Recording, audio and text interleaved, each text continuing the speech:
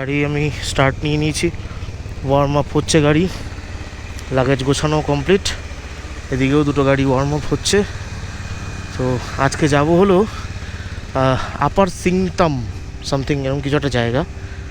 তো এখানে আমি বেশি ড্রোন ওড়াতেও পারলাম না আজকে, আর কিছু কাজ ছিল সেগুলো মেটাতে পারলাম না, বিশেষ এই ফগের কারণে। যাই হোক, তো বেশি শর্টস নিচ্ছি না আপাতত, বেরিয়ে যাচ্ছি, রাস্তায় দেখা হবে। বেরিয়ে পড়লাম, কিন্তু যে পরিমাণে ফগ রয়েছে না, ফগ ল্যাম্পটা তো সব জেলে দিয়েছি, আর তবুও সামনে কিচ্ছু দেখা যাচ্ছে না, আর ছিটেফোঁটা বৃষ্টি চলছে। যাই হোক, কথা না বাড়িয়ে ঠিক করে গাড়িটা চালাতে হবে, পাহাড়ি রাস্তা, তার উপর এত ফগ। প্রথমবার এত ফগে বাইক চালাচ্ছি রাস্তায়, তো খুব সাবধানে আর ধীরে ধীরে যেতে হবে। একটা রোমাঞ্চকর অভিজ্ঞতা যদি আপনারা এখানে আসেন আর এরকম ফগে বাইক চালান। কিছু কিছু জায়গাতে বেশ ক্লিয়ার, আবার কিছু জায়গাতে এত অন্ধকার, মানে এত সাদা যে কিছু দেখা যাচ্ছে না, এত কোরা কোরা হ্যায়। এই ভিডিওতে আপনারা দেখেছেন ড্রোন ফুটেজ, আমি সকালে বলেছিলাম যে ড্রোন ওড়াতে পারছি না। আপনারা হয়তো বুঝতে পেরেছেন, আপনারা হয়তো কমেন্ট করবেন, সেই জন্য আগে থেকে বলে দিই যে ড্রোন ফুটেজ কম কেন। এত পরিমাণে ফগ না, যেই আমি ড্রোনটাকে ফ্লাই করাচ্ছি, এত ফগের কারণে আমি ড্রোন ফ্লাই করতে পারছিলাম না। আর তারপরে একটু ক্লিয়ার হওয়াতে ফ্লাই করি, কিন্তু এত মানে ডেঞ্জারাস অবস্থা হচ্ছিল যে আমার ড্রোন বারবার ল্যান্ডিংয়ের অপশান দিচ্ছিল, মানে ওর ভিজিবিলিটি কমে গেছিলো। আমরা কিন্তু ডাউহিলের দিকে যাচ্ছি। তো এটা হলো ডাউহিল স্কুল, ভিক্টোরিয়া স্কুল যেটাকে বলে। কিছুই দেখা যাচ্ছে না, পুরো মেঘে ঢাকা, কিচ্ছু দেখা যাচ্ছে না। তো একবার দেখানোর চেষ্টা করছি আপনাদের। দেখুন এখান থেকে কিচ্ছু দেখা যাচ্ছে না, পুরো ঢেকে রয়েছে মেঘে।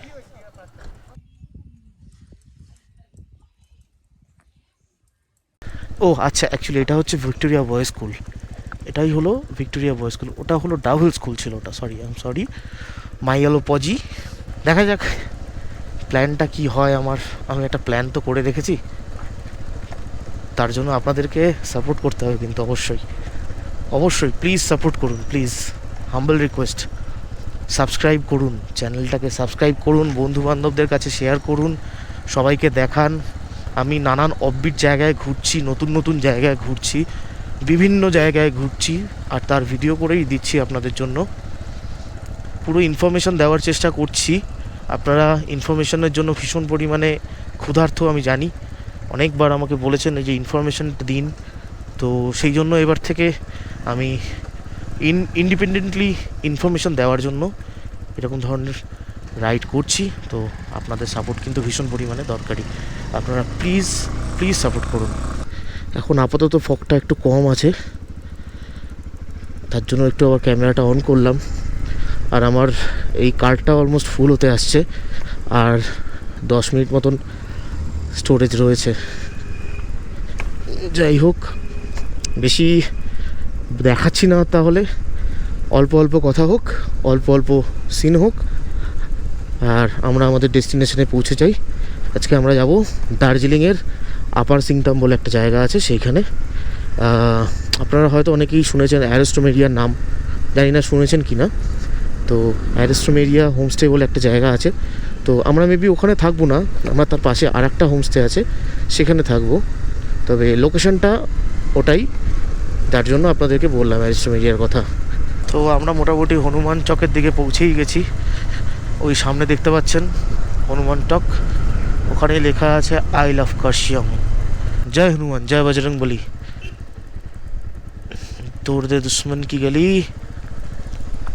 নিচে কার্শিয়ংয়ের ভিউ দেখুন, কার্শিয়ং শহরের ভিউ কি লাগছে রে, ওফ। তো এই আবার হিলকাট রোড ধরছি, আমরা হিলকাট রোড ধরছি, সুমিরনজিকে ফলো করছি। তো আমরা এখন যেখানে রয়েছি এটাও কিন্তু কার্শিয়ংয়েরই অন্তর্গত একটা জায়গা।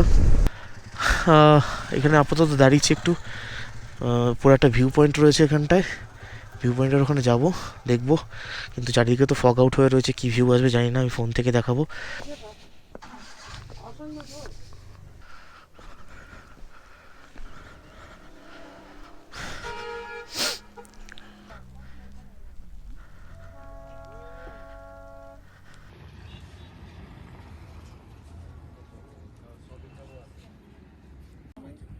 তো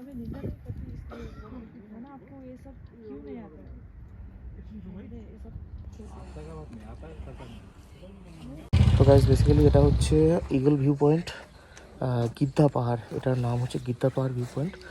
তো গিদ্দা ভিউ পয়েন্ট, তো ভিউটা দেখলেন। আর আপাতত আমি আমার মেমোরি কার্ডটা খুঁজে পাচ্ছি না। আমার একটা মেমোরি কার্ড ছিল 64 GB, জানি না সেটা কি ভুলেও হয়তো নিয়ে আসিনি আমি, বা যাই হোক আমার এই কার্ডটা কপি করা হয়নি। আমি ভেবেছিলাম ওই কার্ডটা রয়েছে আমার কাছে, তো সেই জন্য আমি কার্ডটা কপি করিনি। আর জানেন হার্ড ডিস্কটাও পাইনি, আমি কিনতে পারিনি এখন পর্যন্ত। যাই হোক আপাতত আজকের এই রাস্তার ভিউটা একটু কম হবে, ম্যানেজ করে নেবেন। তো আজ রাতেই আমি চেষ্টা করবো আবার কার্ডটা কপি করে ফ্রেশ করে নেব। এইবার আমরা একটা মিউজিয়াম এসেছি। এটা হলো একটা নেতাজি সুভাষচন্দ্র বোসের স্মৃতিচারণ একটা মিউজিয়াম। এই মিউজিয়াম সম্বন্ধে অরূপদা খুব ভালো করে ডিসক্রাইব করেছে। আমি আই বাটনে লিঙ্ক দিয়ে দিচ্ছি, ওখান থেকে দেখে নেবেন। আর আমরা যাচ্ছি এখন, গিয়ে দেখবো যতটা পারি দেখাবো আপনাদেরকে। চলুন। Museum this way.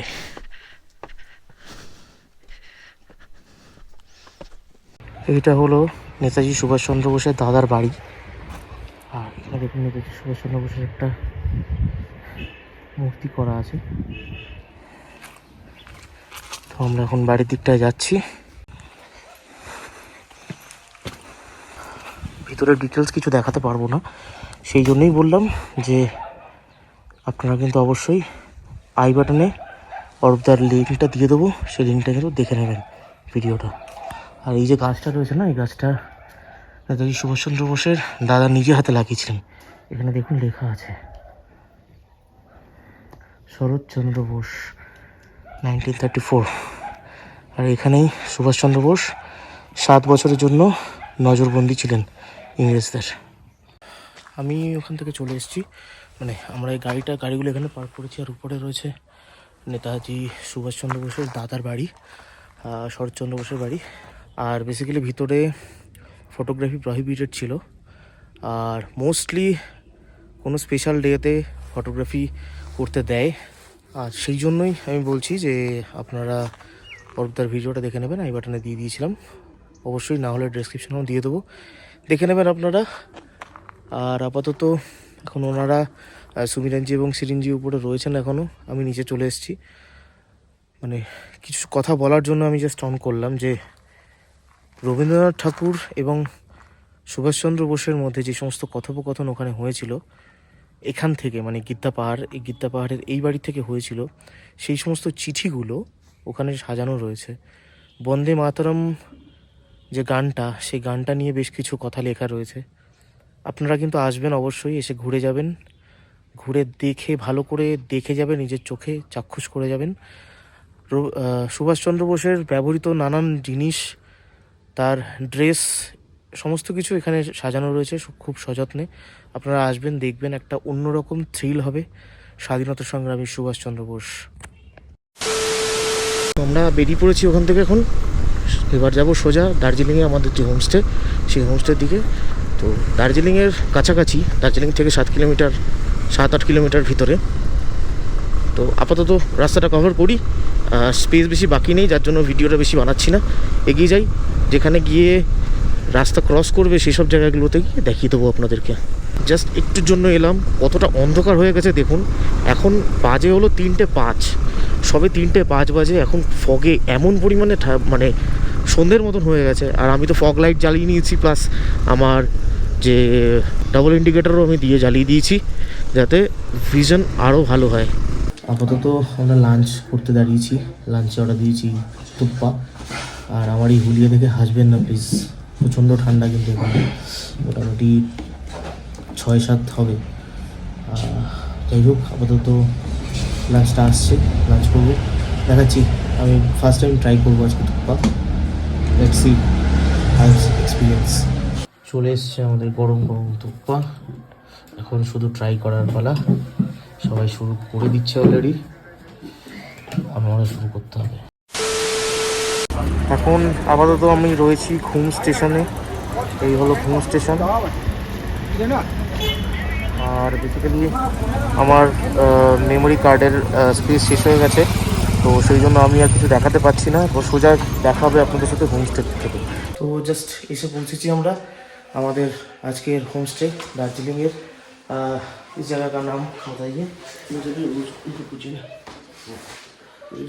ইনি আজকে চলে যাবেন, আজকে আর মন নেই, আজ বাড়ি চলে যাবেন, আমাকে একা থাকতে হবে এবং বাকিটা একাই করতে হবে। तो खूब मिस करो, बहुत मिस करेंगे आपको, बिल्कुल बहुत मिस करेंगे। फिर आएंगे, कोई दिक्कत नहीं। और आप जब कोलकाता जाएंगे टाइम होगा तो मुझको बताना। আচ্ছা, তো আপাতত এই হোমস্টের নাম হচ্ছে আশীর্বাদ হোমস্টে। লোকেশন বাকি ডিটেলসটা পরে আমি জানিয়ে দিচ্ছি।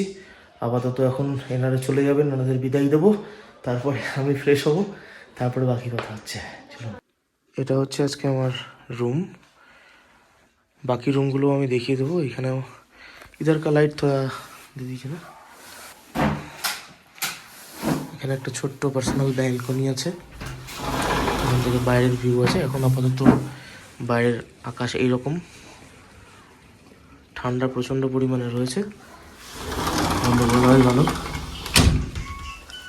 আর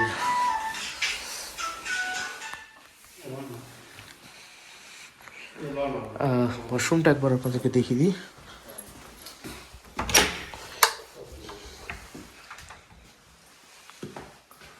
গিজার, ইংলিশ কোমোড, বেসিন, সমস্ত কিছু প্রপার একদম। তো বন্ধুরা, আমি এখন ডিনার করছি। মোটামুটি ঘড়িতে সময় হয়েছে 9:30, আর ডিনারে আজকে আমাকে রুমে সার্ভ করেছে ডিনার। আমি কাজ করছিলাম, এবার মোটামুটি 9:30 বেজে গেছে, আমি খাওয়াটা খেয়ে নিতে হবে। আমাকে আজকে ডিনারে দিয়েছে ডাল ছিল, ভাত ছিল, আর পাঁপড় ছিল, একটা একটা পেঁয়াজ লঙ্কা ধনেপাতার একটা কুচি, আমি দেখাচ্ছি সেটাও, আচার ছিল। আর চিকেনটা জাস্ট দেখুন, চিকেনটা দেখানোর জন্য মেইন নেমে আসলাম। চিকেনটা দেখুন, খুব সুন্দর, মানে সেন্ট তো খুব সুন্দর আসছে। চিকেনটা এবার খাবো, খেয়ে বলবো কেমন হয়েছে। আর এদিকে পাঁপড় আছে, আর এই যে যেটার কথা বলছিলাম। তো মোটামুটি ডিনার অলমোস্ট হয়েই আসছে, ডিনারটা করে নিই। আর এখানকার পুরো ডিটেলস, এই যে হোমস্টে, এই হোমস্টের পুরো ডিটেলস আগামীকালের ভিডিওতে থাকবে, আপনারা কিন্তু অবশ্যই সেটা চেক আউট করবেন। এই ভিডিওটা আমি একটু পরেই শেষ করছি, আপাতত ডিনারটা কমপ্লিট করে নিই। ডিনার হয়ে গেছে, আর ফুড কোয়ালিটি খুব সুন্দর, যথেষ্ট ভালো। চিকেনটা একটু অন্যরকম ছিল, প্রত্যেক জায়গায় তো নানান রকম চিকেন খাচ্ছি, প্রত্যেক জায়গারই চিকেনের মধ্যে ডিফারেন্ট ডিফারেন্ট কিছু টেস্ট আছে। এই চিকেনটার মধ্যেও মানে মাংসের যে ঝোলটা বা যে যে ডিশটা, যে প্রসেসিংটা, এটা একটু অন্য রকমের, তো খুবই ভালো লাগলো।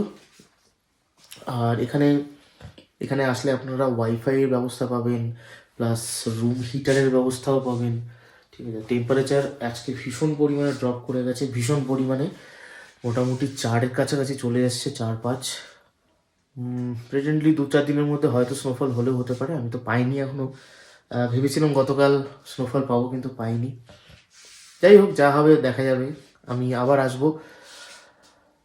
আর আপাতত ভিডিওটা এই পর্যন্তই এন্ড করছি।